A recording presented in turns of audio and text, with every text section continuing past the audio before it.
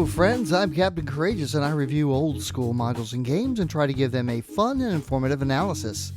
This week I'm taking a look at an OSR game released in 2012 called Delving Deeper, a game that seeks to emulate both the tone, style, and simplicity of the original 3 little brown booklets of Dungeons & Dragons released in 1974. I've had a few requests over the years to take a look at this OSR, and I purchased the print-on-demand booklet sometime last year, but I've not had the time to get to it. But certainly with the shutdown, that's no longer the case. So, without further fanfare, let's begin. Released in 2012 by author Simon J. Turnbull for Immersive Inc. under the Open Gaming license, Delving Deeper is a retro clone of Dungeons & Dragons intended to emulate the style, tone, and feel of the original 1974 release of D&D. As Turnbull says in the preface to his game, here are all the rules you need and none of the rules you won't, an unparalleled room for expansion and growth. And for good or ill, this is very true about this rule set. This is a no-frills affair with minimal artwork and abbreviated rules descriptions. The game uses terms, and some might say archaic game design language to recapture the tone and perhaps some of the confusion one might have had when reading the original rules of D&D. It is important to note that there are 3 versions of the game available. The PDFs for version 1 and 2 are available at DriveThruRPG as a free download. Avoid the bundle, as that's version 1 and contains several editing errors. Version 2 is available individually and it's all free, so make sure you pick up version 2, which corrects most of the mistakes in version 1. Like the original box set, this is 3 booklets, while the PDFs are the Adventurer's Handbook, Monsters and Treasure, and the Referee's Guide, which are clearly meant to be home printed in booklet style like I've done here, using my booklet printing method I discussed in my video a few months ago. The third option is to pick up the print-on-demand version at Lulu for just $4.95. This is called the Reference Rules Compendium, which is all 3 booklets in one volume and comes in the handy digest booklet size. This is also edited again and so differs from version 2 in some areas, but essentially is the same rules, and this review in all instances will be referring to the Rules Compendium. Certainly Delving Deeper is better organized and easier understood than its 1974 counterpart, though this is definitely not something for a novice to try. This is for those experienced gamers who wish to recapture the feel of the early days of role-playing games. For example, the game retains the use of inches notation when referring to scale, with 1 inch equaling 10 feet indoors or 10 yards outdoors, as in the original rules, but makes no mention of using miniatures except as listing miniatures under possible equipment for players. Delving Deeper also retains some of the concepts and terms from the Chainmail miniatures rules, but unlike the original rules, chainmail is not required or expected to be used. Essentially, characters and NPCs are broken down into 3 levels, which is a very important concept for this rule set. There are the normal types, which are those with less than 3 hit dice, heroic types with 3 hit dice but less than 7 hit dice, and the super heroic types with 7 hit dice or more. As we'll see in a moment, this concept will come into play in an interesting way when it comes to combat. After the introduction, a glossary of common terms is presented. As many of you who watch this channel often know, a glossary of terms in a rule set is a big plus for me, and something that is quite welcome here, and you most definitely can't skip ahead on this part, as many of the terms will not be explained or referred to later. And this comes to my first little nitpick I have with this rule set. Things are mentioned one time, but there is no indexing back to the page in later pertinent sections. If you skimmed over it, you'll be at a bit of a loss when the rules reference things later on. The 4 classes are the 4 common archetypes: cleric, fighter, magic user, and thief, though thief is presented as an optional class, which makes sense as there was no thief in the original rules. The races are human, dwarf, elf, and halfling, though since this rule set is not using chainmail, the author wisely adds in the effects here. For example, the original rules state that halflings have deadly accuracy with missiles as detailed in chainmail. Delving deeper simply states that halflings get a very generous +3 with hurled missiles, which is fine. However, the description goes on to state that halflings are nearly invisible when they blend into the background and move almost silently. And that's it. No mechanic to resolve this ability is given. This kind of thing is retained throughout the rules. For elves, it says, elves are nearly invisible in their gray-green cloaks and can move almost silently. So all elves have gray-green cloaks?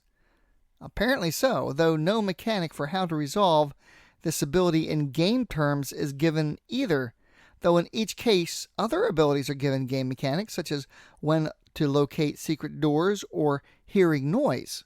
This language is also retained under the description of boots of elven kind when it says that they enable the wearer to move almost completely silently. This is the kind of thing that makes me really want to toss the book across the room.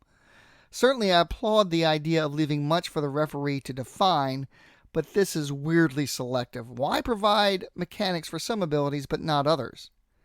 Sure, I get it that in the original rules that similar language was used, but there's such a thing as following things too closely, especially when the author has chosen to modify or alter the rules in other cases where it made sense. For example, adding in the thief class where the thief was not included in the original rules, or filling in the gaps when the original rules would have referred to chainmail. To me, this comes off as being just a bit pretentious. I don't want to go over every class and race in detail, but I do want to point out some of the things I found interesting. Clerics, for example, use spellbooks just like magic users, and their magic works identically in all respects, with the exception of the spell access lists, of course, which is fine. Writing scrolls takes a week and costs 100 gold pieces per level to produce. I've always said that scrolls were the key to low-level success for magic users and clerics in the old school rules. It might require the party to wait several weeks while the scrolls were created, but certainly prevents the spellcaster from being too much of a glass cannon. The thief presented in Delving Deeper is most definitely an abridged version. The expected skills are there, such as backstabbing and the like, but rather than providing a table of percentages for each ability, thief skills are resolved by rolling a d6, with a 3 to 6 indicating success, with no modifications for dexterity or improvement by level. I don't really have a problem with this, and it makes thieves eminently more useful at lower level, with the exception of the climbing ability. The repercussions of climbing failure here could be rather dire, so perhaps upping this to 2 to 6 would be appropriate. Elves gain +1 point of damage when employing a magical weapon, which I think means that the elf gets bonus damage when employing a magical weapon over and above what the magic weapon does by default. A +1 to damage weapon therefore does +2 to damage in the hands of an elf. But my uncertainty here goes to the abridged design language employed, which unfortunately is rife throughout the rules. As written, it states, elves deal +1 hit point of damage when employing magical weapons.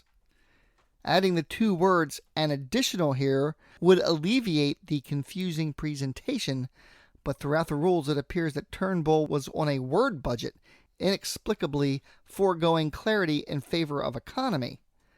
While I understand the desire to emulate the style of the original rules as much as possible, at the end of the day this is going to be, hopefully, a set of rules that people will want to play. In my opinion, the need for clarity should override emulation. The spell list provided for clerics and magic users is a fairly consistent emulation of what was provided in Men in Magic from the original game, giving 5 spell levels for clerics and 6 spell levels for magic users. Thankfully, Turnbull goes with an alphabetical listing here rather than the seemingly random listings from the original rules, and rounds out the spell lists, giving 6 spells for each level for clerics and 12 spells per level for magic users. Turnbull retains the all weapons do a d6 of damage from the original rules, rather than adopting the variable weapon damage from the Greyhawk supplement, which I really do not care for.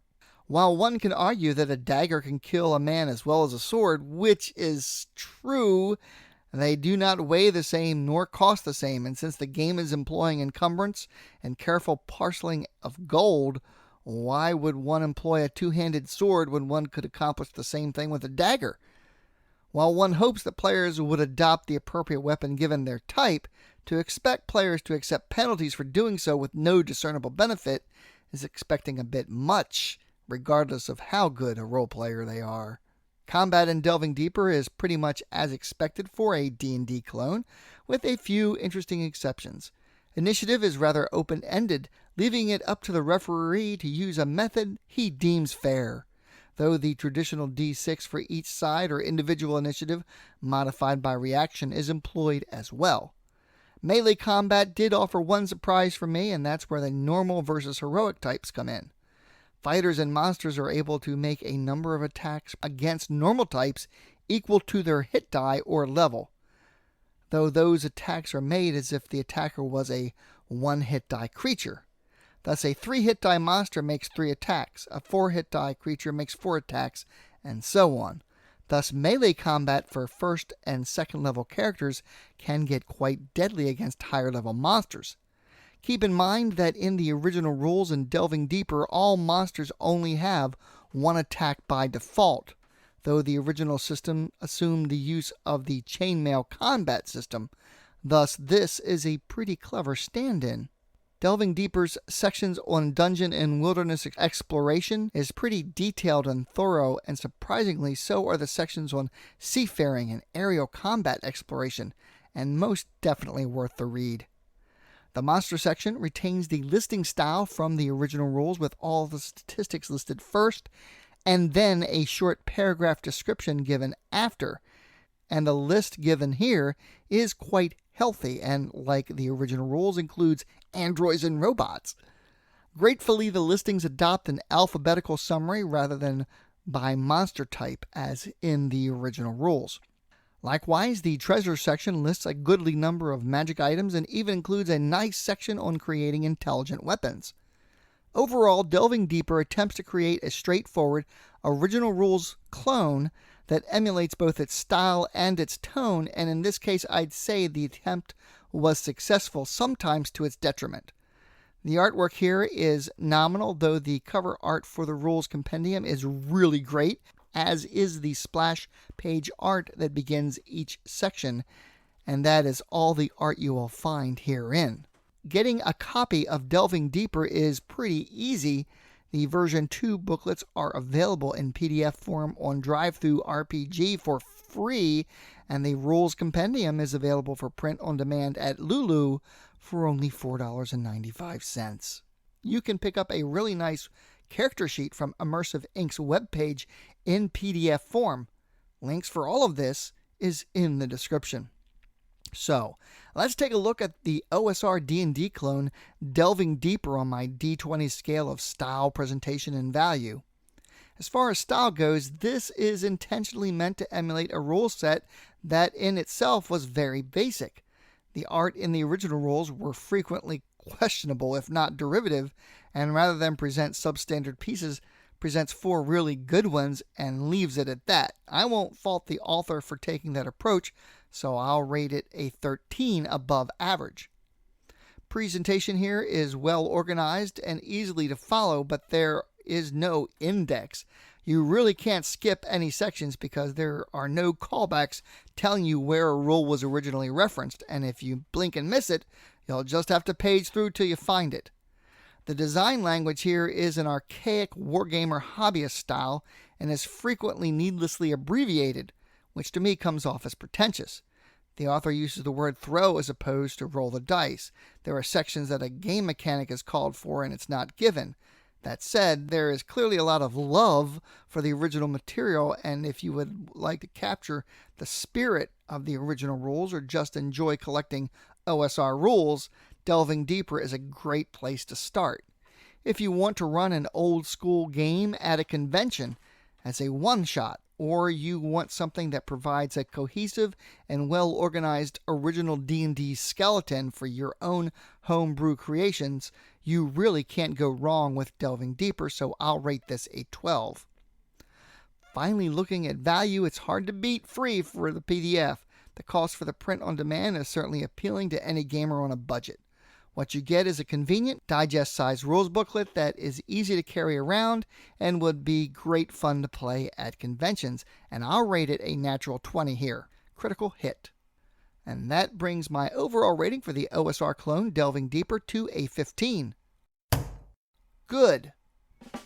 Thank you all so much for watching. I hope you found this video informative and useful. This Saturday, I will continue my reviews of the B series of TSR modules with a look back at the much beloved B4, The Lost City. As usual, I'd like to give a big shout out and thank you to my Patreons. If you enjoyed this review, please subscribe and click the little bell so you'll get updates when I add new content. Please give this video a like, comment, and share. Join the channel's Facebook page, RPG Reviews. Consider supporting the channel by becoming a Patreon yourself, or alternatively, you can just send a tip through the PayPal tip jar link in the description. As always, my friends, may your D20 roll true and game on.